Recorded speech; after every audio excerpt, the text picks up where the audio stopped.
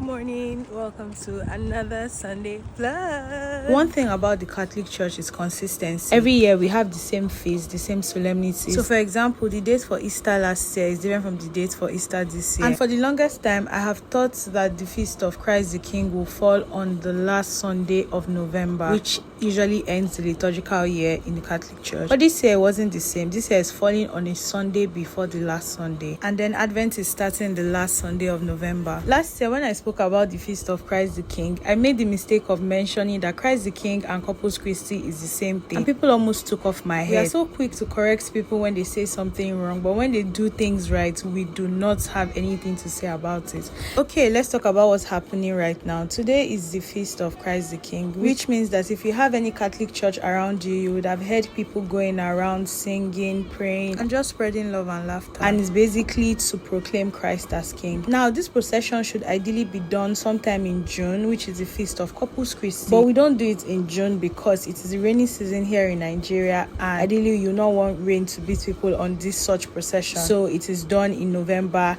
in line with the feast of Christ the King, which I think makes sense. So we'll have the normal mass, and then afterwards different societies, different parishioners will go around their vicinity singing and dancing and praying, and then carrying the Blessed Sacrament, and at the end we'll do an adoration before we all call it a day. I enjoyed this particular year because I was able to join different societies, mostly choirs, mostly the ones that are singing and dancing. So once one starts to go down, I go and find the next one that will ginger me. This is something I used to do growing up. At some point I was even part of the flower girls that usually do the procession, and I really enjoyed it. Today marks the end of the liturgical year C, and from next week we'll be entering the liturgical year A. So from next week I will be saying Happy New Year in the Catholic Church. It also ends the season of ordinary time and begins the season of Advent by next week Sunday, which prepares us for Christmas, which is my favorite time of the year, so I can't wait. I also want to add that if this crosses your timeline, please say prayer against the Christian genocide that is happening in Nigeria. See you guys in the next one.